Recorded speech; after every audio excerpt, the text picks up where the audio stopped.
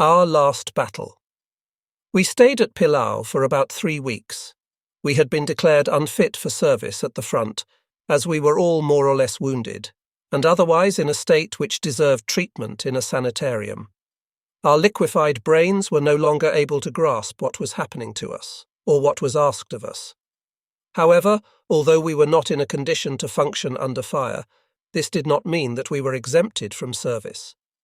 The staggering flood of refugees which had poured into Pillau did not allow anyone who still had 2 arms and 2 legs to remain idle. Along with others whose wounds were more serious than ours, we were absorbed by the first aid organization which was trying to help the civilians waiting to leave in the face of almost insuperable difficulties. All of these people had lived through a hideous exodus, and the horror of what they had seen was still impressed on their emaciated faces. There was also a swarm of wounded men, soldiers from Königsberg and Kranz, lying about wherever they could. This was often outdoors, in the intense January cold, which sometimes cut short their sufferings. Boats were still putting into Pillau and leaving filled with people. 3/4 of each load was civilian, the rest wounded soldiers.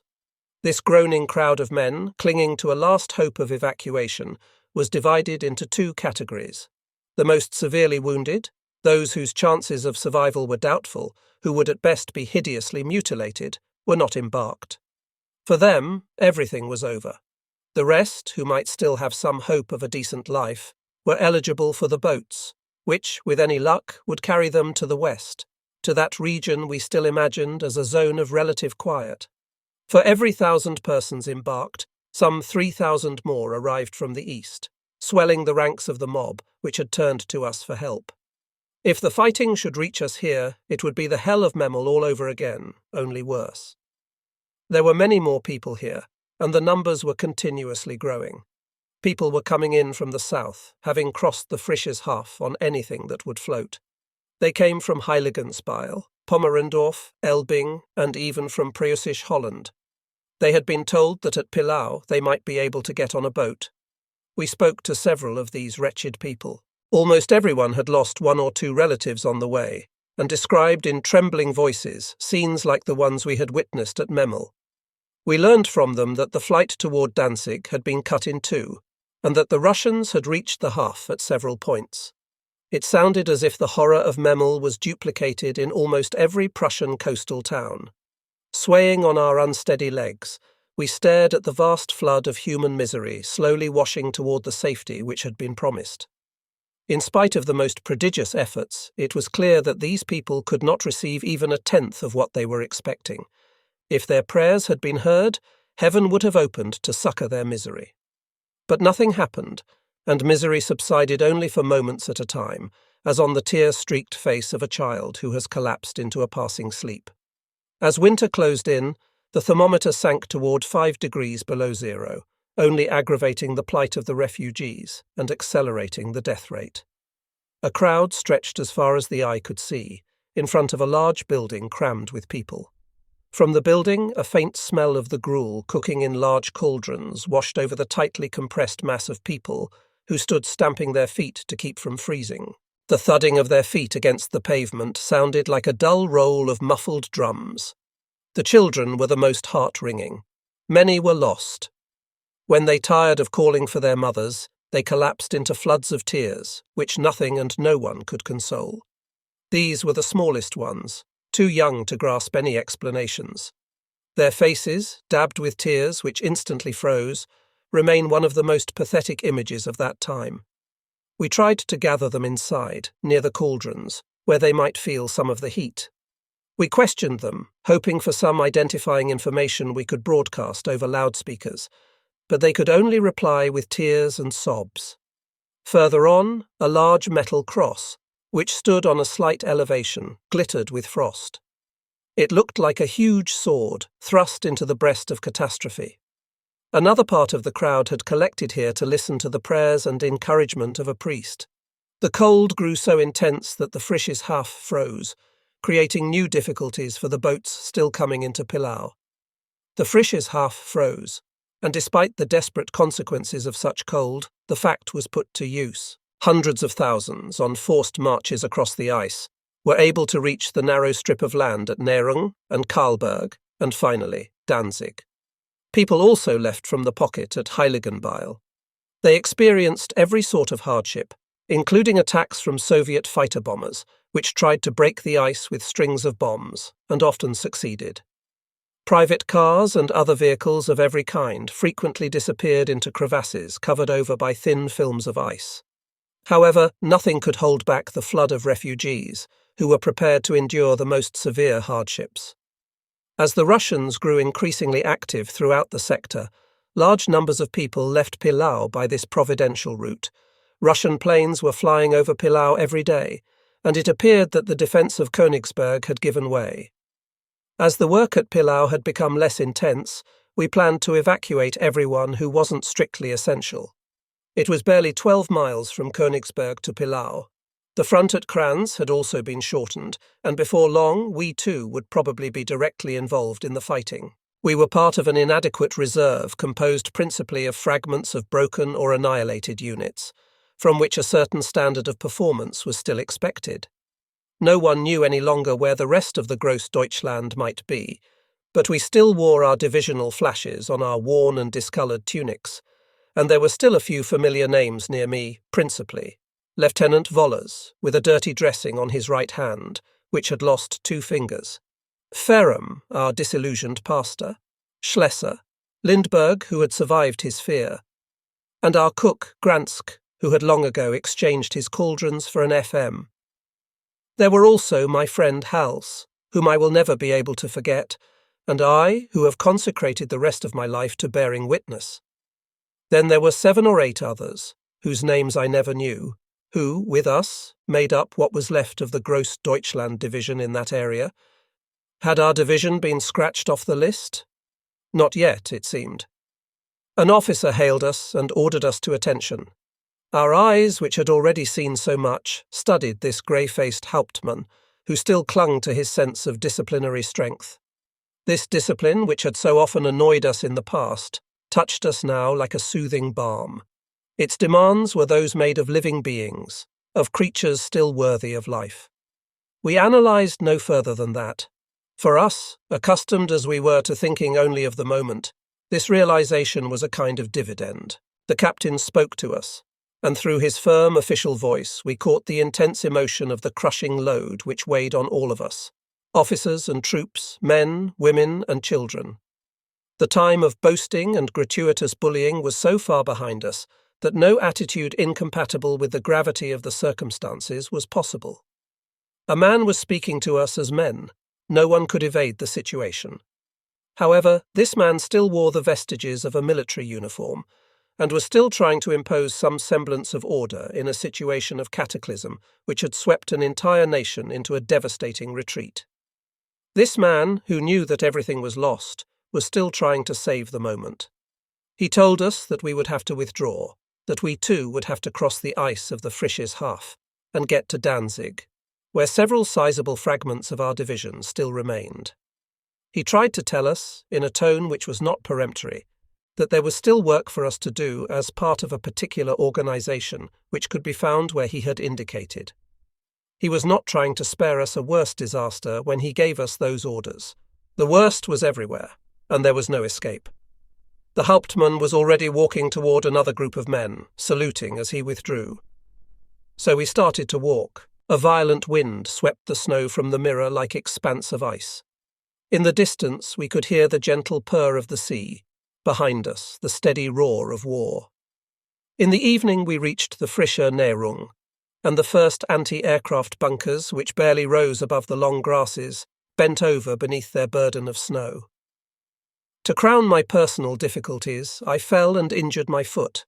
It was 40 miles across the Nährung. I would have to make it anyway. For a long time now, I had known that fate was against me. I found a broken broomstick to use as a crutch. So many people had suffered and died in this place that my minor discomfort seemed almost indecently trivial. We progressed very slowly. The hollow of a battered, overturned boat sheltered us for a few hours. We were not the only ones to use it. A group of shivering civilians were already inside, groaning as they tried to sleep. I buried my head against Hals's shoulder. hoping to pass out despite our wretchedness. We reached Karlberg toward the middle of the next day. The small town was overflowing with starving refugees. People with the faces of madmen were wolfing down the flour, which was the only food distributed to them. Cans of condensed milk were reserved for the children. Soldiers also had to stand in interminable lines to receive finally 2 handfuls of flour apiece and a cup of hot water infused with a minute portion of tea. Our exhausting march resumed amid the pitiable swarms of faltering refugees. Twice we were attacked by Soviet planes, swooping low and scattering missiles which had been designed to destroy tanks. Each impact tore long, bloody furrows in the dense mass, and for a moment the wind was tinged with the warm smell of disemboweled bodies. Above all, I feared for the children, who could no longer understand anything about their situation. They didn't know that the planes were enemy aircraft, or how urgently they were faced with cold and hunger. Everything was a misery for them, and each step a trap. The sky could make them suffer, and the earth hurt them. Their hands and feet made them bite their lips with pain. They were lost in a state of constant fear, which was justified by a world of horror which never let them forget their pitiable weakness. They stared about them with unseeing eyes at their swollen hands, which they wished were no longer attached to their bodies, at the people around them who should no longer exist, and at the frozen grasses trembling in the wind, which they would never again enjoy as part of an innocent game. I feared for these children, who were being punished before they had committed any crime, for whom the idea of existence would become synonymous with vengeance. I could do nothing but watch this tragic procession. Even my life would be no help to them. I was not a redeeming Christ, and in any case I had discovered very good reasons for dying. We reached Danzig 3 days after crossing the ice of the Frisches Haff. Everything was calm in the city, despite the tragic spectacle of hundreds of thousands of refugees. The war was to the south of us, so that we even escaped its noise, although frequent air raids struck at the heart of the crowded city.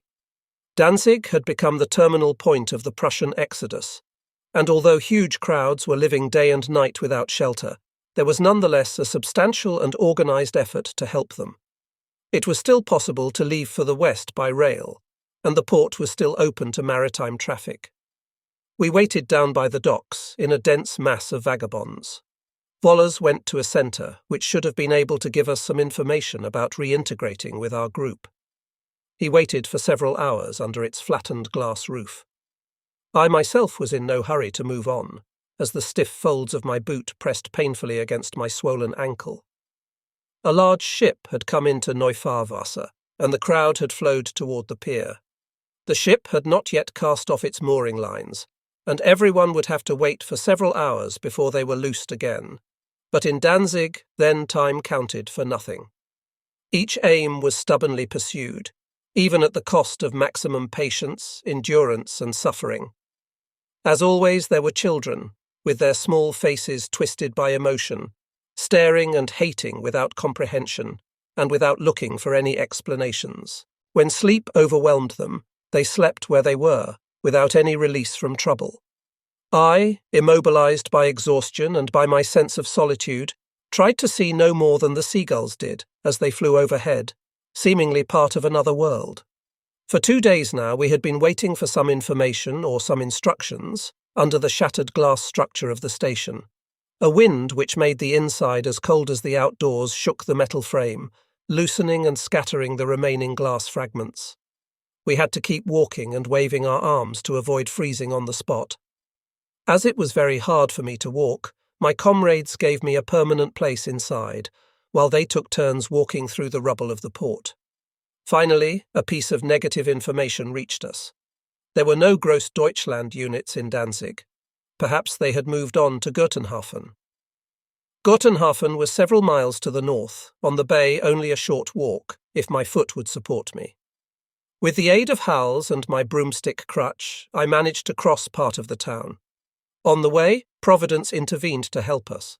Some civilians who had been watching us from their house came out to meet us and took us back indoors. The house was warm, and it seemed as if the gates of paradise had opened to receive us. There was already a crowd of people in the house refugees from the east, including large numbers of silent children, who seemed to relish the wall bench on which they were sitting as if it were a marvellous toy. There was water in the house, and our hosts offered us the opportunity to wash. Wallace knew that soldiers had no right to the privileges reserved for fleeing civilians. But his dressing was a mass of putrefaction, and his body was so exhausted he didn't know how to refuse. Even I was able to soak my swollen ankle in a basin of hot water. The owners of the house insisted that we rest there overnight, and in the evening produced something for us to eat. We spent the night in the warmth of the cellar. Unfortunately, we were so unused to being warm that we couldn't appreciate it as much as we should have. We shook uncontrollably for seconds at a time, as if some form of warning system were on continuous alert inside our heads. Our exhaustion, which we had been keeping more or less suppressed, broke out during this period of unaccustomed rest. Lindbergh trembled for minutes at a time.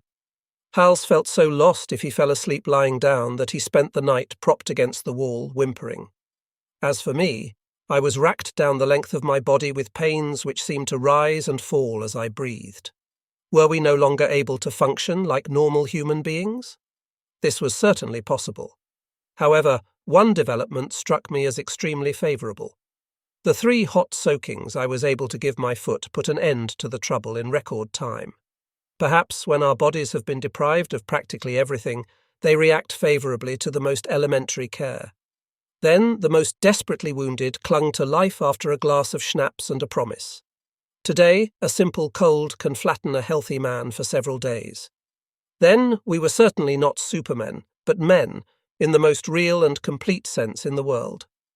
In the morning we took leave of our benefactors, who told us that their last reserves had been exhausted and that they were planning to leave Danzig and flee to the west while there was still time. With daybreak, which came late, the first fighter bombers appeared and attacked the port, and we said goodbye against the roar of explosions and the barking of flak. We resumed our march toward Göttenhafen, sharing the road with an unbroken column of civilians, who were all moving west, as Danzig could no longer be considered safe. Others were moving north, following the coast to Hella, a port opposite Göttenhafen, which was used almost as heavily as Danzig. Göttenhafen, about a month before its destruction, was a collection point for wounded men, who were then sent on to villages and hamlets inland. Others passed through it, to continue on the next lap of their miserable route, as always or foot. Hela was the next stop, some 30 miles beyond Göttenhafen. We questioned the groups of soldiers we met along the way. No one knew anything or had seen any trace of our unit. Someone suggested the assembly centre, but when we got there we hesitated to ask any questions of the harried officials who had been overtaken by the course of events. A rumour was circulating through the throng of refugees. A large ship had been sunk a few days earlier, almost certainly after a torpedo attack. It had been crammed with refugees, relieved to be escaping to a region of greater security. It was easy to imagine the horror of the scene in the black and icy night. The news of this disaster had been officially withheld, but had nonetheless penetrated to the anxious mob, for whom the sea route was the last hope of escape. The ship in question was thought to be the Wilhelm Gustloff. We had still been unable to obtain any information about our unit. Finally, we were reincorporated in a defence battalion, which, with civilian aid, was constructing a line of defence to the west of Sopot. We dug in some 20 miles inland. I had no idea where the enemy was, but it seemed to me that the positions we were organising faced the wrong way. The anti-tank and anti-aircraft guns pointed west and southwest, the only directions in which retreat was possible.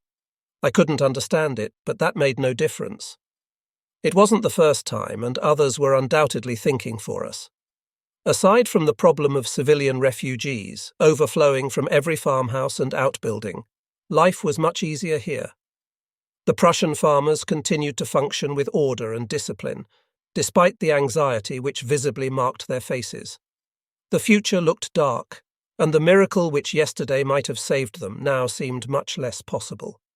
Despite orders to avoid despair and panic, and despite an effort to continue life as usual in the rush of the exodus, these people were quietly and surreptitiously beginning to liquidate their stocks, rather than lose them to the enemy. Many cattle were slaughtered for food, which later proved to have been wisely done. A short time after that, cattle were collapsing and dying by the hundreds on the frozen soil. Despite the hard work and the endless watches and patrols, we regained some of our strength on a diet which was no longer tightly rationed. Meat had the greatest effect on our physical wretchedness, and we absorbed it, as the war absorbed everything, with maximum determination. Gransk had returned to his old job. With the help of civilian volunteers, he set up a huge kitchen in an open shed. 2 trucks shuttled between Sopot, Guttenhafen and Danzig. Ammunition for the front was organised here and transported in small loads. With the exception of a few air raids, life went on in a state of striking calm, which seemed incompatible with the gravity of the hour, toward the end of the war, in the beginning of 1945. Even the cold had lessened, and we no longer dared look at the sky, which brought us such indecent clemency. We spent long hours engaged in activities created by the necessities of the times, but which nonetheless seemed to us like a diversion. Then one day toward the end of February, an organisation which we thought no longer existed invited us back to Gottenhafen. Our Gross Deutschland group had collected a few fragments, which were to be embarked for the West. Everything seemed to be improving. We separated ourselves from the battalion which had utilised our service and said goodbye to the comrades we had made. Gransk left the kitchen he had organised so efficiently, with regret. This break, however, saved us from the horrible ordeal in which that battalion was practically destroyed. Heaven, which had so often overwhelmed us, spared us this time. Russian tanks moved in from the west, and a storm of fire of unequalled violence broke over the positions we had so judiciously arranged. Our men took the first blow, but were soon swept aside. The Russians suffered frightful losses, but as we had learned, this made little difference to them. From Guttenhafen, where we were waiting for orders, the roar of the war rang louder than ever. Russian infiltration had penetrated to within 6 miles of the city, and our retreating troops were engaged in fierce fighting. Through the rain of shells which cut them down, the fleeing civilians entrenched in the countryside moved back toward town. Large German battleships were firing from the sea at advanced Soviet positions. The ground trembled and shook, and any window panes still in place fell out. We were trying to impose some sort of order on the swarm of terrified civilians who wished to embark for Hella.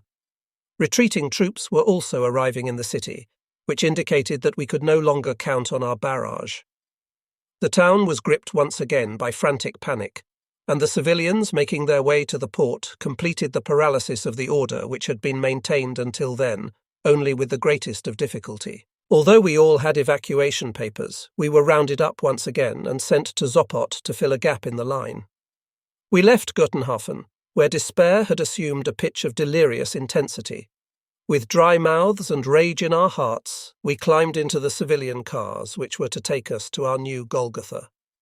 Through the windows, which we kept shut against the cold, we watched the sky, where flights of fighter bombers buzzed like enraged wasps. At Brussels, we left our cars to plunge directly into the rubble. The town rang to the sounds of an exploding universe. The Russians were attacking everything that moved with rockets and bombs, and their planes came over so low we could almost see the grins on the pilots' faces.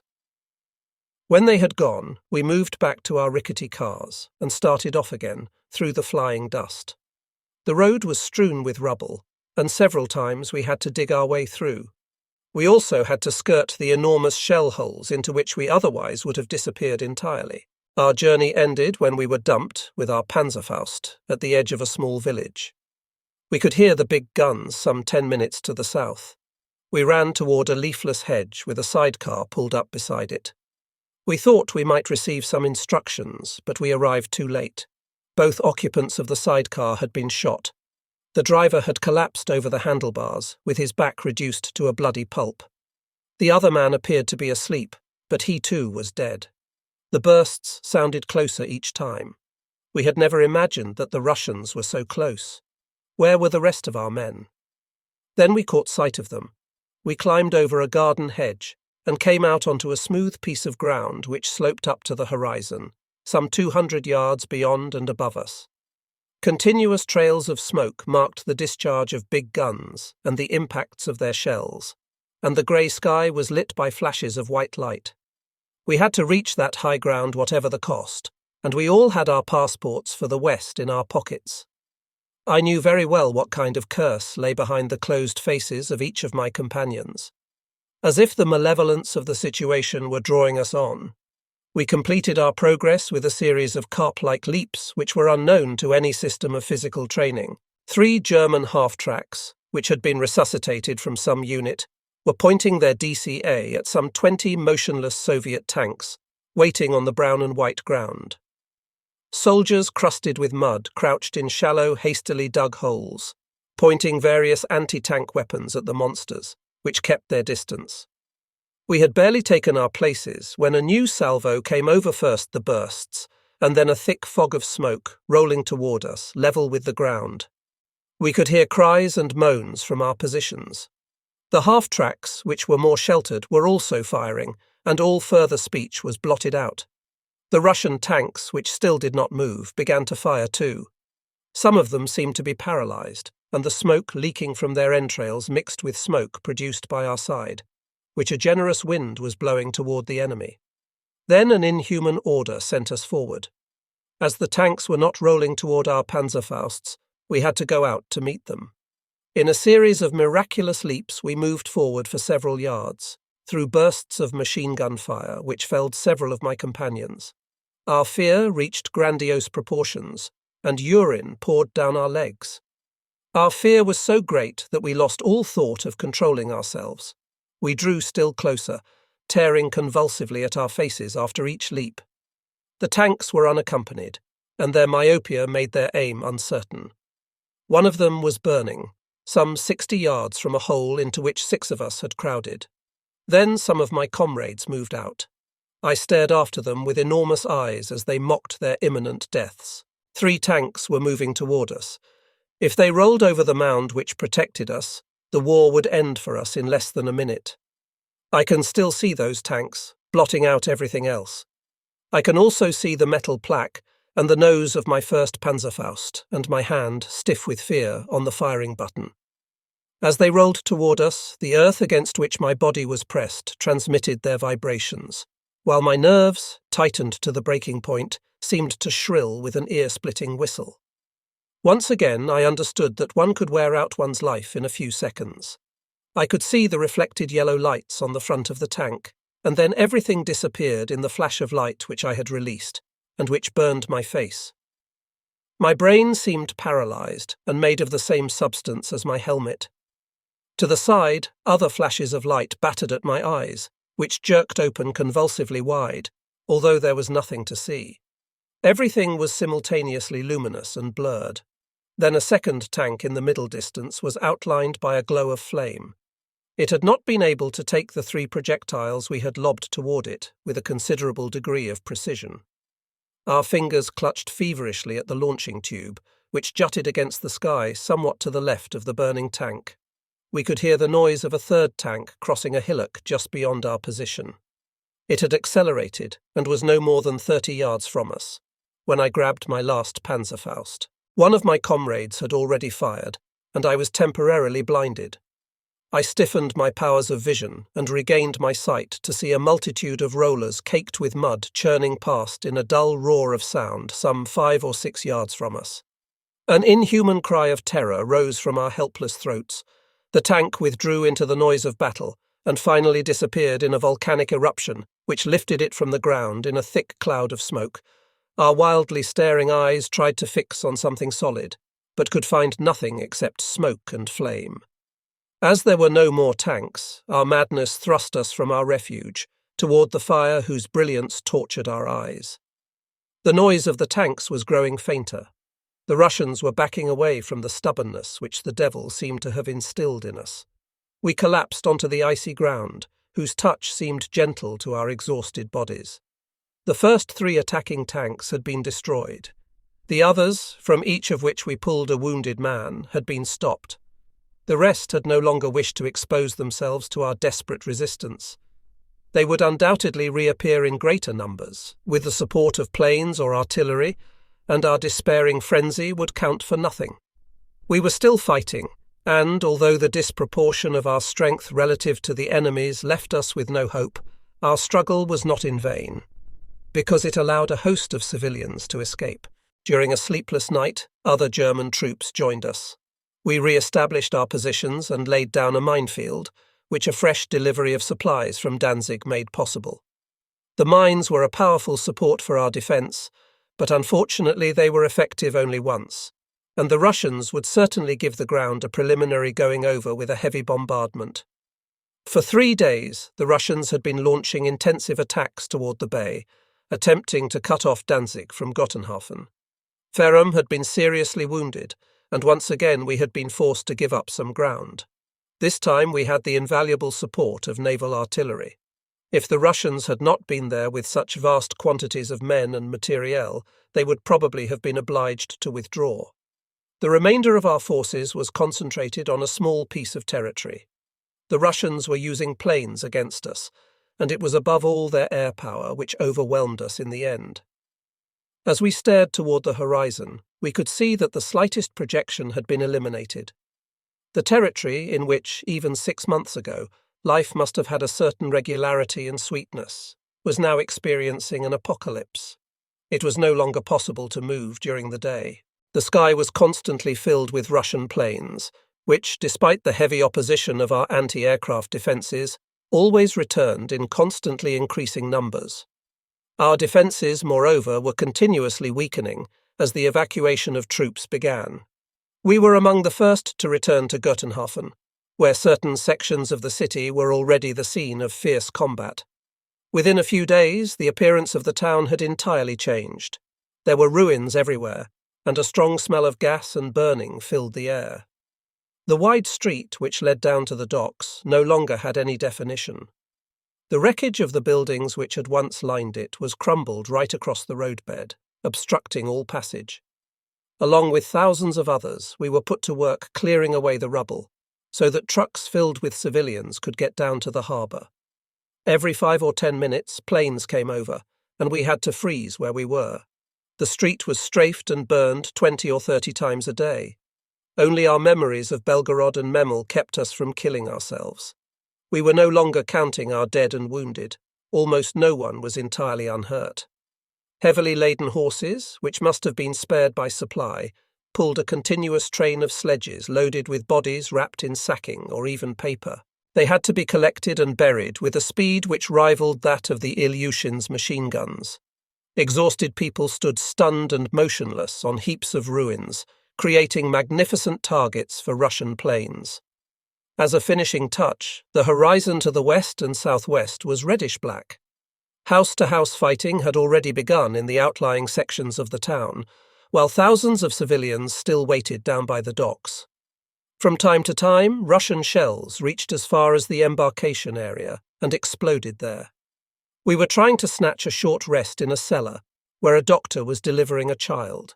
The cellar was vaulted and lit by a few hastily rigged lanterns.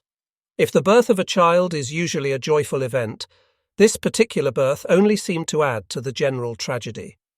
The mother's screams no longer had any meaning in a world made of screams, and the wailing child seemed to regret the beginning of its life. Once again there was streaming blood, like the blood in the streets and on the earth, where we had known so much suffering, and where my appreciation of existence was continually spiralling down toward the abyss whose depths I occasionally glimpsed, defining life as a mixture of blood and suffering and groans of pain. A short while later, after a last look at the newborn child, whose tiny cries sounded like a tinkle of delicate glass through the roar of war, we returned to the flaming street. For the child's sake, we hoped he would die before he turned 20. 20 is the age of ingratitude. It is too hard to be leaving life at the moment when one so much longs for it to flower. We helped some old people, whom younger ones had left to the mercy of the Soviets.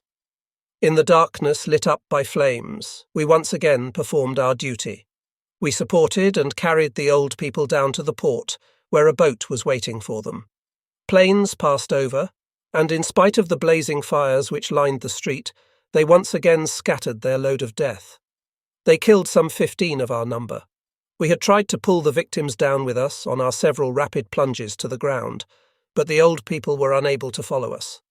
It didn't matter, though we saved a good many of them anyhow, finally hoisting them onto a trawler, after getting them through the thickly packed crowd. The boat had to slip its lines while loading, to escape an aerial attack. As we moved away from the shore, Vollers ran back to the stern to see if the gangplank had really been drawn in. Then he came back to us, tramping through the refugees who crowded the deck. He looked at us as if he were about to speak. Then we all turned to stare at the flames. "Do you still have your embarkation cards?" he asked suddenly. We all pulled out our tattered, filthy cards. "I would have lost my head first," muttered Gransk. The water slid quietly by, less than a yard below us. The boat would probably sink if the weight of its human cargo shifted. No one moved so much as a finger. Once again we had escaped from the Russians and their fury. Before daybreak we arrived at Hela without incident. We had passed several ghostly ships, navigating without lights, going back to Hela or to Gottenhafen and Danzig, where large numbers of civilians were still waiting for deliverance. Hela, which I had thought of as a large town, proved to be only a village, with a harbour of very secondary importance. Many ships were anchored offshore, and small boats were delivering a steady stream of passengers fleeing to the west. We had scarcely set foot to the ground when the police, who were still functioning, made us step to one side. We stared at them with desperate unease. Was our good luck, which had brought us this far, going to melt like summer snow and send us back to Danzig or Gottenhafen? The police turned their backs on us to direct the white-faced civilians. In any event, all of our papers were in order. But wasn't that the ship which was to take us further? And mightn't a counter-order arrive any moment? The minutes went slowly by, without giving us any glimpses into our future. As it grew light, the cumulative exhaustion of many months seemed to crush our shoulders. We were now able to see the numerous grey outlines of ships, including many warships, riding at anchor on both sides of the peninsula. As we looked, the air raid alarm sounded. Our eyes turned to the sky as rumours began to circulate through the crowd. "No panic!" shouted the police. "Our anti-aircraft defences will hold them off." By now, we knew what that meant. All the shelters were filled with wounded, and each of us had to find what protection he could. If the bombs fell near the harbour, there would be an impressive carnage. We moved toward an old hulk pulled up on the shore, whose tarred timbers might be able to ward off a few blows. We hadn't quite reached it when the massive crackle of an anti-aircraft barrage burst all around us, fired by our coastal defences or by one of the warships we had glimpsed earlier. This was my first experience of such a barrage. The falling fragments alone were capable of no small damage. To the east, the sky was spattered with numberless black spots. The noise of firing was so loud that we couldn't hear the planes approaching. Finally, we saw 3 of them, flying quite low, parallel to the shore, pursued by the black granules of exploding flak. We heard an explosion to the south, over the water. One of the planes must have been hit. The police had not been exaggerating. Not one plane flew over Hela. We felt a wave of confidence and security. Finally, the Russians had been stopped. The police came and checked our cards. "Be back here for embarkation on the of March," a non-com told us. "While you're waiting, you can make yourselves useful north of town." We took ourselves off without any questions. "What is the date today?" Hals asked. "Wait a minute," Wallace said. "There's a calendar in my diary." He looked through his pocket but couldn't find it. "In any case, we're not ahead of ourselves." "But we ought to know all the same," Hals persisted. "I would like to know exactly how much longer we have to wait." We finally learned that it was Sunday, the 28th or 29th of March, and that we would have to wait for 2 days, as I remember.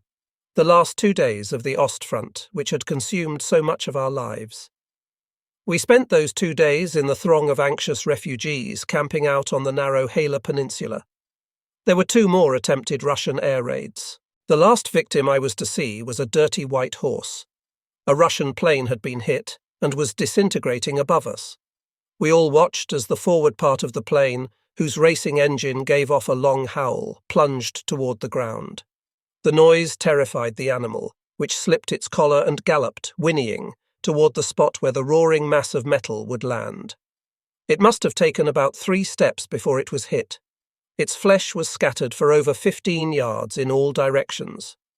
On the evening of April 1st, during a spell of terrible weather, we boarded a large white ship, which must at one time have taken rich people on cruises.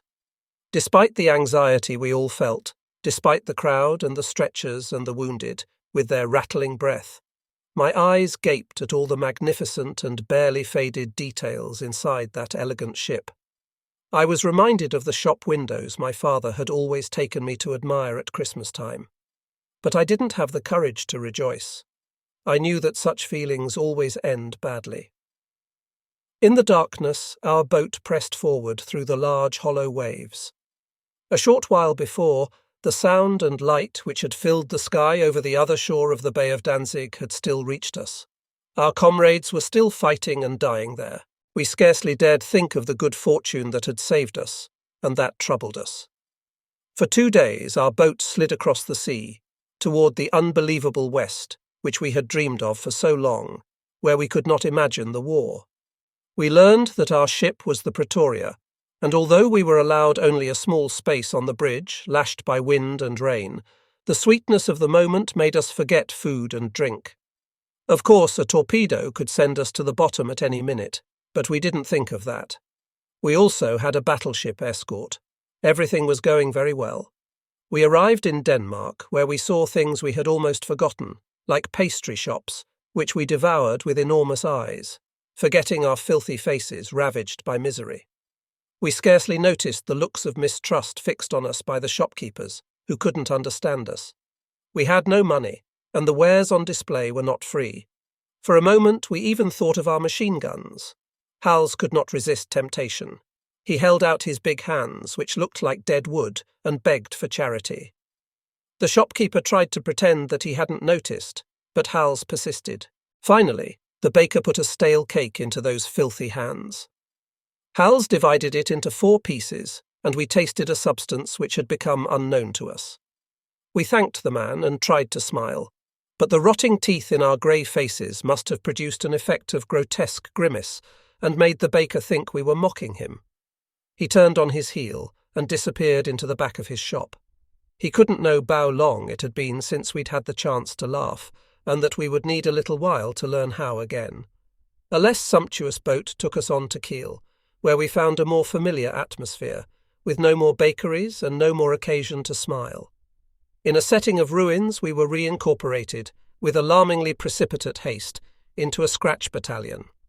Hals asked if he might be given a leave to visit his home in Dortmund. An enlisted man of about 50 put a hand on his shoulder and told him that with a little courage and a little luck, if he managed to infiltrate the American and British lines, he might perhaps get there. My friend's face reflected astonishment, stupefaction, and sadness. The American and British lines. In the West, which we had dreamed of and longed for so often, which we had finally reached, we were assaulted by the most overwhelming and terrible news. We were astounded. The West, the paradise we had been counting on in our icy holes at Memel, on the Dnieper, and on the Don, that chimerical paradise which should have taken us in and soothed our sufferings, the West, which had been our sole reason for surviving, was only a small country more or less thickly covered with buildings. A country where the silence was broken by the roar of planes, where terrified people crawled and ran. The West was also 3 dirty grey trucks carrying at high speed a reduced battalion of soldiers in grey toward another encounter with death. It was the place where my last illusions would crumble in conditions of inhuman grief. The West was the other half of the vise tightening on our misery. Several armies were challenging our exhausted arms, several, among them the French army. I cannot describe the emotions which this news produced in me. France, which in my thoughts had never abandoned me, la douce France, had abused my naivete. In the trenches of the steppe, I had loved France as much as any young man does as he talks revolution in the back room of a Paris café. Most of my efforts had been for France, which I had made my comrades in arms appreciate and love. What could have happened which had not been explained to us? France had turned against me when I was expecting her help. Perhaps I would have to fire at my French brothers, which I could no more do than I could fire at Hals or Lindbergh. What had happened? What had they kept from us? I no longer knew or understood. My brain refused to take in any more, and the hope which the West had revived in all of us died in me. We would have to fight again. Against whom and what? We knew that we no longer had any courage, and that nothing could lead us to hope any more. Despite Anglo-American cries of victory, there was no longer any opposition to the imposing material they had fabricated for nothing. No victory is possible over men who have died toward everything. We had reached the banks of the Elbe, and were lying stretched out on the grass beside a small road which led to Lauenburg. British troops were in the sector, and we were supposed to try to react. An older man was devouring the substance which fate still saw fit to deposit in our mess tins. Hals was a short way off, his eyes vacant as he pondered imponderables. The older fellow did not seem too depressed. He muttered some barely audible words to me. With a little luck, the war should be over for us in a few days. What did he mean? I knew that when a war ended for soldiers on the side that lost it, usually meant a small brownish hole in the head or the chest. I don't mean that, the other said. We'll be prisoners, you'll see. That's not so grand either, but it's better than bombing and starvation. You'll see. These fellows aren't mujiks. They're really not so bad. The night passed. It was mild, almost warm. We sat on the damp grass of the bank beside the road. Massive flights of planes growled invisibly through the starry sky. But nothing could interfere with our habit of half-sleep, which we had perfected during 3 years of enforced watchfulness. Toward 3 o'clock in the morning, we heard the roar of artillery somewhere to the north, and the sky was lit by flashes of light. The whole episode lasted for about 45 minutes, during which our half-sleep continued without interruption. Daybreak came early, and a light spring sun rose over the horizon. A small battered car appeared on the road, bumping over the broken surface. The car was brown, and was occupied by 3 fellows whose uniforms were quite different from ours. We watched as 3 brick-red faces beneath unusually large helmets drew closer to us. The owners of the faces appeared to be enjoying their morning outing. It was my first encounter with Englishmen, the first 3. To have fired at these cheerful individuals would have been a criminal act. However, some bastard in our group did fire twice at their heads. The car jeep skidded into a panicky half-turn, which was slow enough to give us ample time to wipe them out. The old man beside me roared with anger at the young fellow who had just done his duty, explaining that this ill-considered gesture risked bringing in motorized troops to attack us, against which we would have no defence. A startled Hauptmann almost intervened, but saw that there was no point, and went back to stand beside his gunner. An hour later, we heard the sound of several motors to the north of us. The old man's prediction was coming true. A reconnaissance plane flew over, directing the fire with considerable precision to the road beneath our bank. Clinging to the ground like treads, we crawled up the hollow of a small valley, thus escaping some 50 mortar shells, which would have inflicted heavy losses. The English must have decided that further resistance would be limited to a few isolated shots, and sent 4 half-tracks after us. We watched with a certain anguish as they climbed over the bank. 2 of our men stood up, with their hands raised. The Eastern Front had never seen anything like that. We wondered what would happen next. Would English machine guns cut them down? Would our leader shoot them himself for giving up like that? But nothing happened. The old man, who was still beside me, took me by the arm and whispered, "Come on, let's go." We stood up together. Others quickly followed us. Hals came over and stood by me without even thinking of raising his hands. We walked towards the victors with pounding hearts and dry mouths. This was the only time I was ever afraid of the Western Allies, and I had provoked the fear myself. We were roughly jostled together and shoved into place by English soldiers with vindictive faces. However, we had seen worse in our own army, particularly in training under Captain Fink. The roughness with which the English handled us seemed comparatively insignificant, and even marked by a certain kindness.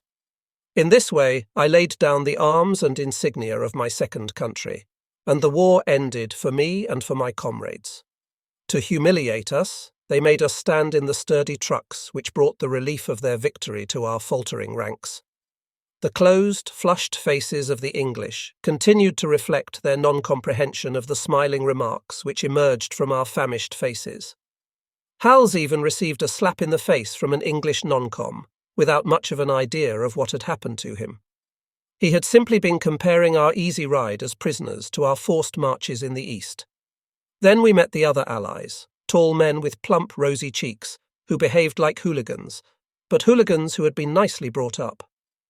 Their bearing was casual, and seemed to be designed to give them the opportunity to roll their hips and shoulders. Their uniforms were made of soft cloth, like golfing clothes, and they moved their jaws continuously, like ruminating animals. They seemed neither happy nor unhappy, but indifferent to their victory, like men who are performing their duties in a state of partial consent, without any real enthusiasm for them.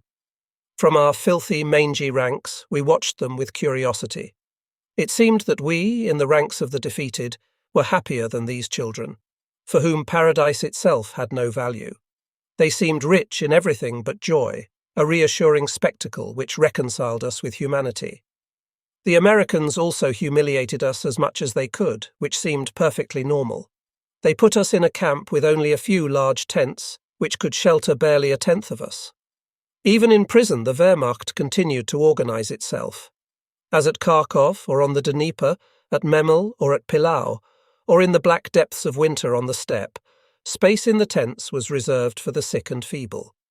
In the center of the camp, the Americans ripped open several large cases filled with canned food. They spread the cans onto the ground with a few kicks and walked away, leaving the division and distribution up to us. Everyone received a share. The food was so delicious that we forgot about the driving rain, which had turned the ground into a sponge. The packets of powdered orangeade and lemonade seemed the height of luxury, and collecting rainwater in the folds of our jackets to mix with them a gay, even joyous distraction. From their shelters, the Americans watched us and talked about us. They probably despised us for flinging ourselves so readily into such elementary concerns, and thought us cowards for accepting the circumstances of captivity. The distribution of food in the rain, for instance. Wasn't our condition as prisoners enough in itself to make us walk in silence, with that unbearable air which men have when their pride has been damaged? We were not in the least like the German troops in the documentaries our charming captors had probably been shown before leaving their homeland. We provided them with no reasons for anger. We were not the arrogant, irascible Boches, but simply underfed men standing in the rain, ready to eat unseasoned canned food, living dead with anxiety stamped on our faces, leaning against any support, half asleep on our feet, sick and wounded, who didn't ask for treatment, but seemed content simply to sleep for long hours, undisturbed. It was clearly depressing for these crusading missionaries to find so much humility among the vanquished. In due course, we were sent on to Mannheim, where we passed through a large processing centre. Hals, Gransk, Lindbergh and I had remained inseparable through all this, as in our worst moments. We understood only that the war had really ended for us, and had given no thought to the consequences of that fact. Everything was still too new, too much in the present. We knew that the worst was over, and that German ex-soldiers were organising themselves to facilitate the task of the Allies, who had to count their prisoners and assign them to various jobs. Our men, helping with this organisation, often in rags, moved through the elegant ranks of the victors, attacking with them the same pressing necessities. Cigarettes were given to the prisoners, who had nothing to offer in return. Some even received chewing gum, which they chewed, laughing, and then swallowed by mistake. Orders were shouted in German, and ranks of men formed and broke up. Were they going to send us back to the line? That wouldn't be possible. A bastard non-com, carried away by the spirit of things, absent-mindedly shouted at a group of prisoners, "Grab your weapons!" He was answered by a howl of laughter. This made the Americans angry, and they came outside to shout at us. This struck us as even funnier, but it was clear that we had to correct our attitude. The erring non-com, who suddenly realized his mistake, snapped to attention, expecting a reprimand. 3 American officers protested in their language, hounding the delinquent, who was himself overcome with embarrassment. A short while later, the prisoners were moving in long lines past a health inspection. Some were sent to a hospital, others to an endless series of offices from which a recruiting service would send them out to take part in the first efforts at cleaning up a country in ruins. Control and verification commissions then studied each case. These commissions often included representatives of several Allied armies: Canadians, English, French, and Belgian. My scraps of paper fell to a French officer who looked up at me twice. Then he looked up again and spoke at first in German. "Is this the date and place of your birth?" "Ja." "Well?" "Yes," I answered in French this time. "My father is French." My French was now almost as bad as my German had been at Chemnitz. The other looked at me with mistrust. After a moment he spoke again in French. "Are you French then?" I didn't know what to say. For 3 years the Germans had persuaded me that I was German. "I think so, Herr Major." "What do you mean, you think so?" I felt embarrassed and made no reply. "What the hell are you doing with this bunch?" I still didn't know what to say. "I don't know, Herr Major." "Don't call me Herr Major. I'm not Herr Major. Call me Mon Capitaine, and come with me." He stood up, and I had to follow him. From the ranks of dirty grey-green, I sensed Hals's eyes fixed on me. I waved to him and called softly, "Bleib hier, Hals. Ich komme wieder." "Who's that you're talking to?" the captain asked me, irritated. "Das ist mein Kamerad, Herr Kapitän. Stop talking German, since you remember French. Come along this way." I followed him through a series of corridors, suddenly afraid that I wouldn't be able to find Hals again. Finally, we arrived at an office where 4 French soldiers were talking and laughing with a young woman, who spoke to them in English, I think. The captain said he had brought along a doubtful case. They put me through an extended interrogation, to which my answers must have sounded far from convincing. My head was spinning, and everything I said seemed to ring false. One of them, also an officer, called me a bastard and a traitor. As I remained apathetic and absent, they gave up on me, sending me off to a small room on the floor below. For a day and a night they left me there, thinking of my companions in wretchedness, and especially of Hals, who must have been wondering about me. I felt a sinister premonition that I wouldn't see him again, and a feverish restlessness kept me from sleeping. The next morning, a lieutenant, who seemed in a very friendly mood, came to release me. I was taken back to the office of the day before and asked to sit down. This invitation was so unexpected that the words fell on my ears as if for the first time in my life. Then the young lieutenant looked through my papers and spoke to me. "Your story took us somewhat by surprise yesterday. Now we know that the Germans often forced young men with German fathers into their army. If that had been your case, we would have been obliged to keep you a prisoner for a while. However, with you it was the mother, and we cannot detain you. For your sake I am glad," he added gently. "We have now liberated you, and this has been recorded on the papers I am handing back to you. You may return to your home and resume your old life." "To my home." He might just as well have been talking about the planet Mars. "Yes, home." He paused for a moment, giving me an opportunity to speak, which I didn't take. I couldn't quite grasp what had happened or find the proper words. "Nevertheless, I would advise you to clear yourself by signing up for a term with the French army, and in that way return to normal life in good order." My expression remained impenetrable.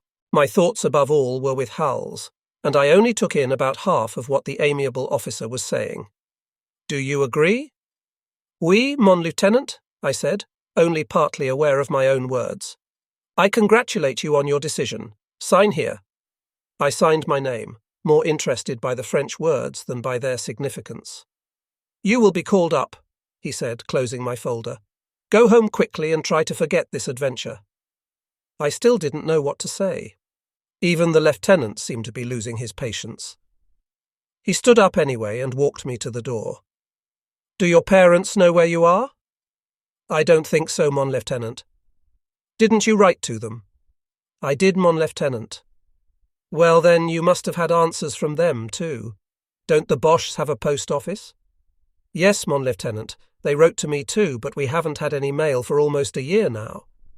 He looked at me in surprise. "The bastards," he said. "They wouldn't even send you your mail. Go along now. Get yourself home and try to forget all this as fast as you can." In the train, rolling through the sunny French countryside, my head knocked against the wooden back of the seat. Other people, who seemed to belong to a different world, were laughing. I couldn't laugh and couldn't forget. I had looked everywhere for Hals, but hadn't been able to find him. He filled my thoughts, and only my acquired ability to hide my feelings kept me from weeping. He was attached to me by all the terrible memories of the war, which still rang in my ears. He was my only friend in this hostile world, the man who had so often carried my load when my strength was failing. I would never be able to forget him, or the experiences we had shared, or our fellow soldiers, whose lives would always be linked to mine. The train rolled on, carrying me minute by minute farther away from all that. If it had gone on like that for days, and carried me to the other side of the earth, it would still have made no difference. My memories would have remained at my side. Then there was a station. My worn boots, which had tramped across Russia, scraped against the cement platform, and my disillusioned eyes took in the details of a place I knew well. Nothing had changed. The place seemed to be sleeping, although the unexpectedness of my arrival might very well have awakened it. Everything looked as it had, only I had changed, and I knew very well that I would not be able to fit myself in.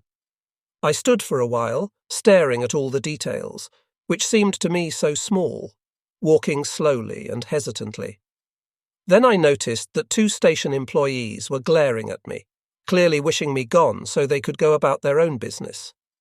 I was the last person left on the platform. Everyone else had hurried away. "Let's get going," one of them said. I went over to him with my papers. "You'll have to show those to the station master, this way." The station master looked rapidly through my sheaf of documents and, clearly unable to make them out, rubber-stamped the lot. "Mannheim," he said. "That's in Bochi, isn't it?" "No, sir," I said. "It's in Germany." He caught my atrocious accent and looked at me doubtfully. "For me, they're the same thing." I was still 5 miles from my house and from the end of my journey, and the place where it had all begun. It was a beautiful day, and I should have been impelled by joy to run the whole way, toward the incredible fact that drew closer with each step. However, my throat was knotted with anguish, and I could scarcely breathe. I felt my reason faltering, assailed by the incomprehensible emotion of seeing, touching, and tasting the reality which surrounded me. The station I had just inspected with a fresh eye and my village, about to become visible in that damp green hollow, and the imminent prospect of meeting my parents, which was so overwhelming I couldn't begin to think about it. This reality suddenly seemed so huge that I felt afraid.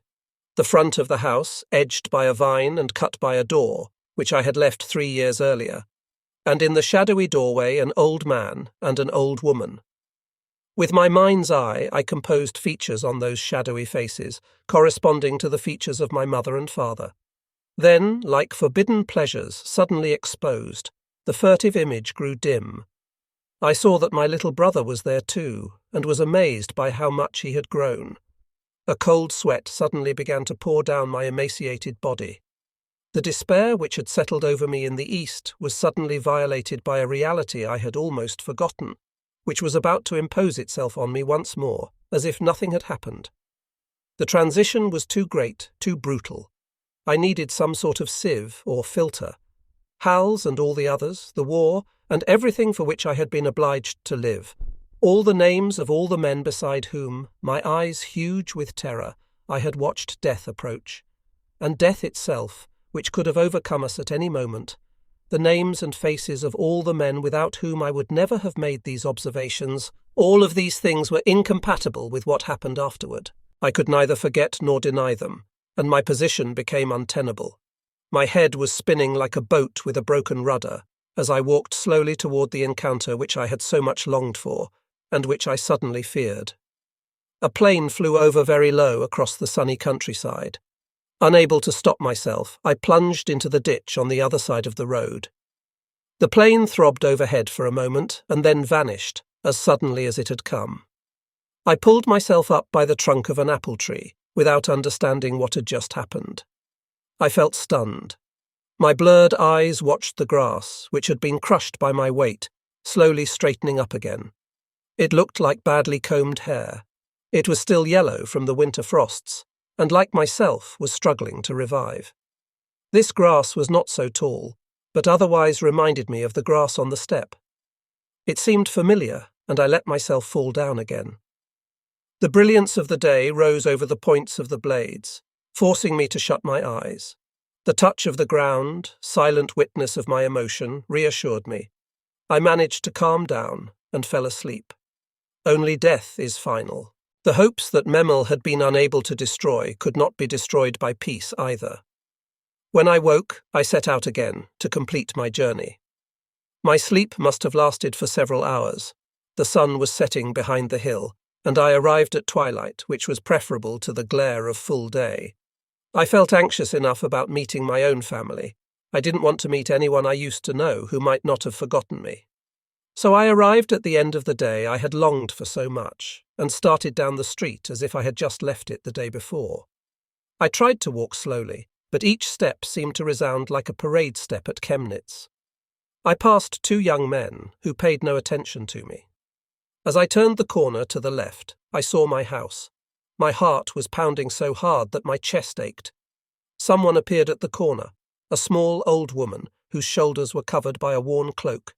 Even the cloak was familiar to me. My mother was carrying a small milk can. She was walking toward a neighbouring farm, which I knew well. She was also walking toward me. I thought I was going to fall. She was coming down the middle of the road, about 2 yards from the grassy verge along which I had been forcing my steps with the last of my strength. Although my eyes were blurred by almost inconceivable emotion, I recognized her face. My heart contracted so hard I thought I would faint. My mother walked past me. I leaned against a wall to keep my balance. A bitter taste filled my mouth, as if it had filled with blood. I knew that within a few minutes she would come back the same way. I felt like running, but at the same time couldn't move and stood paralyzed, letting the minutes trickle by. After a few moments, as I had foreseen, she reappeared, going the other way, greyer and more shadowy in the deepening darkness. She came closer and closer. I was afraid to move, afraid of frightening her. And then it was unbearable. I summoned up my courage and spoke. "Maman!" She stopped. I took several steps toward her, and then I saw that she was about to faint. The milk can fell to the ground, and I caught her in my trembling arms. She gave a long drawn-out groan, and I was afraid someone would come. Carrying my fainting mother, I hurried toward the doorway, in which a young man had just appeared. This young man was my brother. Suddenly alarmed, he called out, "Papa, someone's bringing Maman home. She's sick." Hours went by. I remained motionless and mute, surrounded by my family, who gazed at me as if they had forgotten that the earth was round. Over the fireplace, I noticed a photograph of myself as a young man. Beside it stood a small vase which held a few faded flowers. Time passed, leaving behind it a monumental silence. The tale was drawing to an end. It would take all of us, those who had waited, and I, who had hoped a long measure of time to accept the evidence of our senses. I also understood that my return could create complications for everyone, and that they too had needed courage to give up the habit of hope. The neighbourhood must not learn too quickly of my return, and for the time being our happiness would have to be kept secret. For the next few days, while I collapsed into an anaesthetising exhaustion, I could use the room of a sister who had married during my absence. In due course I would enter the victorious French army, which would make room in its ranks for a particle from the ranks of the vanquished. It was to prove an unexpected transfer for my unease, the filter I had been hoping for. Of course, I would be a damned Boche to whom a great kindness was being done. I would even be able to enjoy experiences which the others found tiresome. The discipline I was used to made it easy for me to be first, and I had to watch myself so I didn't annoy the others. I would meet people who hated me, and others with generous hearts, who accepted the totality of my experience and offered me a glass of beer to help me forget. My parents imposed an absolute silence. I would never be able to tell them the things which would have relieved me. I listened attentively to the tales of the heroes on the other side heroes, to whose ranks I would never be admitted. People who hated me would pursue me with vindictiveness, seeing in my past only cupidity and culpable error. Others might someday understand that men can love the same virtues on both sides of a conflict, and that pain is international. The French army, which I had entered for a 3-year tour, finally kept me for only 10 months. Despite my sense of well-being, I fell seriously ill and in the end was sent home. However, before that, I took part in a huge parade in Paris in 1946. There was also a long silence of remembrance for the dead, to which I added these names: Ernst Neubach, Lenzen, Wiener, Wesreidau, Prinz, Solmer, Hoth, Ollensheim, Spolowski, Smellens, Dundee, Kellerman, Freiwitsch, Barlers, Fritsch, Württembeck, Siemenleis. I refuse to add Paula to that list, and I shall never forget the names of Hals, or Lindbergh, or Fairham, or Vollers. Their memory lives within me. There is another man whom I must forget. He was called Guy Sager.